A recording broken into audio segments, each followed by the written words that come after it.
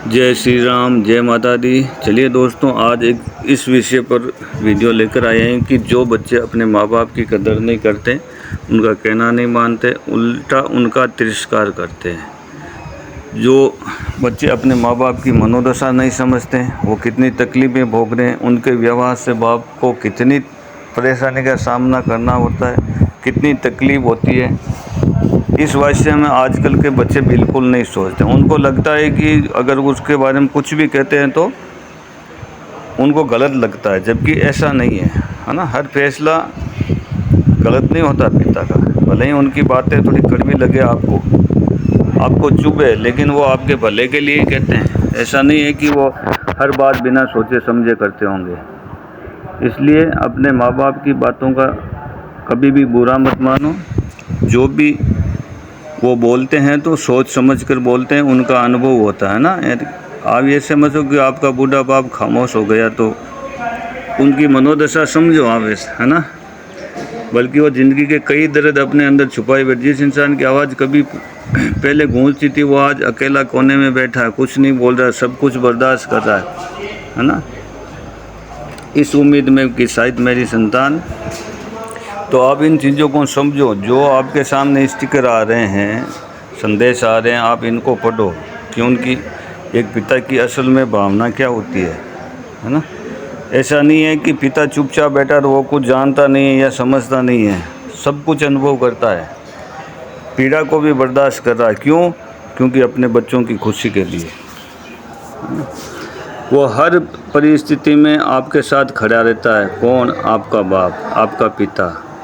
चाहे कैसी भी आपका पिता आपके साथ खड़ा है तो ये समझो कि आप सुरक्षित हैं, है ना। हर परिस्थिति में आपका पिता आपके साथ रहता है और आप अपने माँ बाप की, है ना, इज्जत बिल्कुल नहीं करते हो। वो हर बार अपने हर बात के लिए जहर की घूंट भर लेता है, फिर भी किसी से कुछ नहीं कहता। अपना दर्द, अपना आंसू अंदर ही अंदर पीते रहते, किसी को दिखाता नहीं है। क्यों? क्योंकि पिता एक चाहता है कि मेरी इस स्थिति के कारण अपने बच्चों को किसी तरह की तकलीफ़ नहीं होगी। हालांकि भगवान कृष्ण ने अर्जुन को बहुत कुछ समझाया, बहुत कुछ सिखाया, हर परिस्थिति से लड़ने का रास्ता बताया, है ना। जहाँ आपकी कदर नहीं हो, आप उसको छोड़ के चले जाओ। चाहे वो आपका परिवार है, आपका भाई है, आपके बच्चे हैं, जो जहाँ से आपको तिरस्कार मिलता है आप छोड़ दो, उनकी चिंता करना छोड़ दो। लेकिन सच में ऐसा करना आवश्यक नहीं है ना। अपनी तरफ से भरपूर प्रयास करो, सब कुछ ठीक हो जाए, ठीक है। अगर कुछ भी पूरा प्रयास करने के बाद कुछ भी अच्छा नहीं हो रहा है तो फिर उस जगह को छोड़ के चले जाओ, फिर वही रास्ता बनता है और कुछ नहीं, है ना। क्योंकि सब में ऐसा होता है कि वो हर चीज़ सिखा देता है।